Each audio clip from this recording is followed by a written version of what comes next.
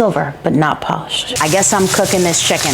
Totally raw. Cooked, not cooked. I'm sending you a nose bath. 5 ingredients and some confidence. Chicken thighs with the skin on, by the way. These are boneless chicken thighs on a silver platter. You know why? Because we are gonna celebrate the chicken ick. And we're gonna start out by dressing it in its finest. This is a real silver platter. It's not polished, but it's kind of like me, okay? These are boneless, but they're not skinless. You could do skinless if you want. We are here to address the chicken ick, which is that we don't want to cook chicken because we don't think we can cook it, and then we cook it and we cook it too much because we're afraid it's raw, and then it's overcooked, and then we don't want to eat it either way. So we're gonna figure out how to just cook it and enjoy it. Hot pan, really hot. Salt. The skin side I'm leaving unsalted for the time being, and I'm just getting that salt and pepper right in there. And you see I'm going in there with the pepper, right? And the salt.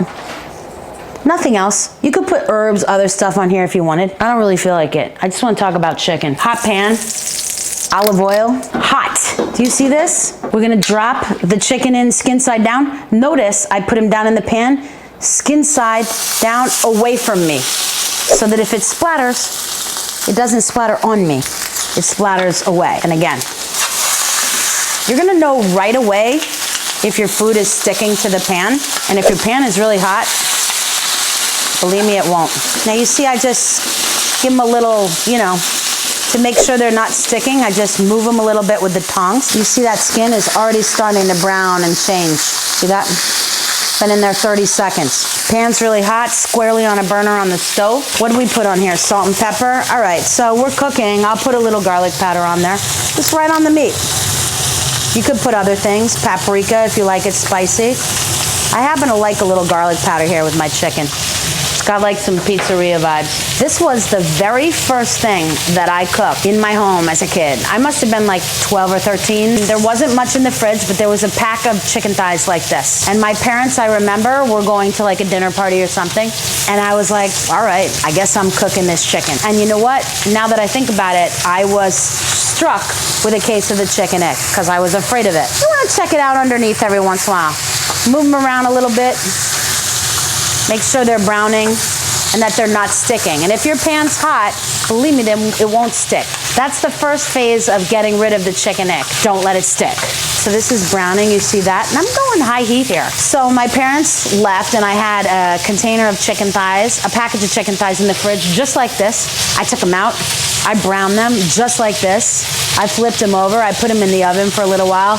Golden brown, crispy skin. I was like, I don't need my parents anymore.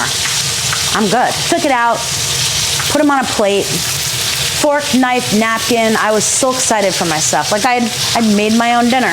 Cut into them, totally raw. I was like, Mom, when are you coming home? Now look at that, few minutes. They're just getting so pretty and golden brown. And you see, you're getting that chicken fat from the skin. So pretty, right? Doesn't that look delicious? There's nothing icky about that. This is one of my mother's old pans, so I'm going really sentimental. Now I'm kind of crowding them together where the oil is pooling because I like that. That makes the skin nice and crispy.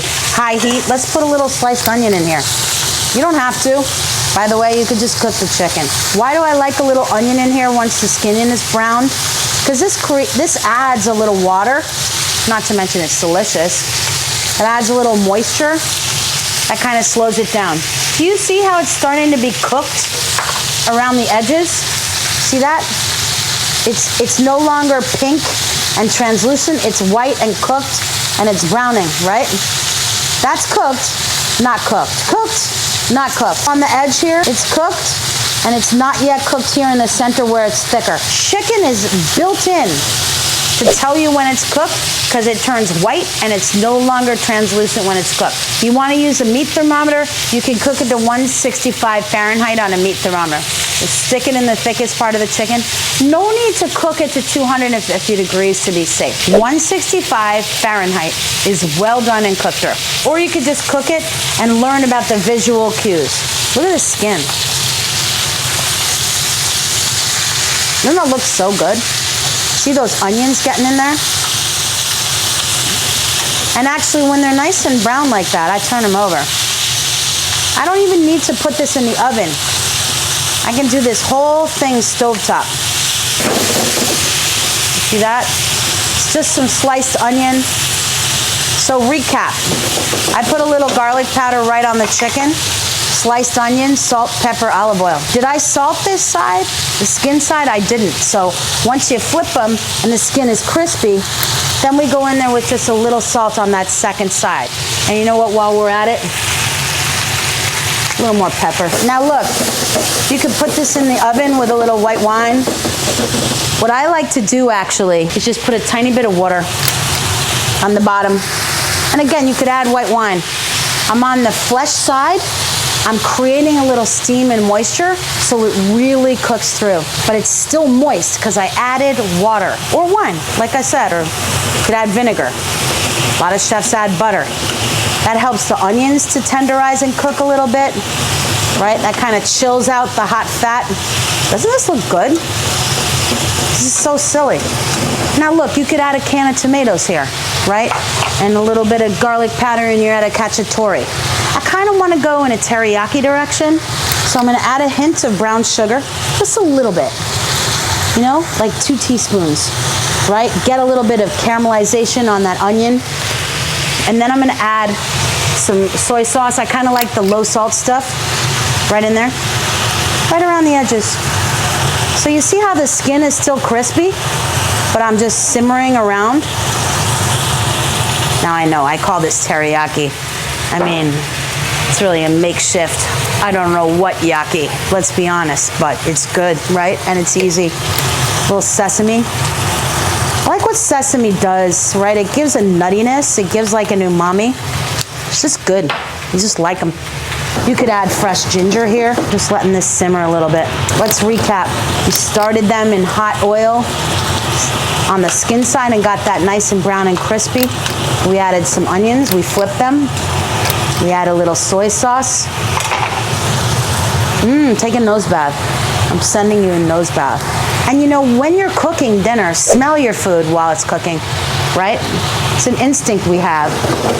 You know more about your food than you realize. Now what we're looking for is this to be cooked through. So we can do a couple things. We can just cook it until we're over it. I gotta have a thermometer in here somewhere. I have a shark skin grater for wasabi from Japan, but I cannot find my meat thermometer.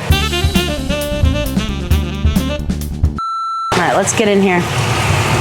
165, perfect. 165 degrees Fahrenheit in the thickest part of the thigh, shut it off. And by the way, let it sit a couple minutes. Shut the heat off, nice and easy. You could add a squeeze of lemon if you want, and then we're really done. We got a little platter here. I'm gonna take this meat out. See how nice and cooked through that is? Right? No chicken ick here. Nice and easy. Beautiful. Cooked through, juicy. And I just give this a little last. Right?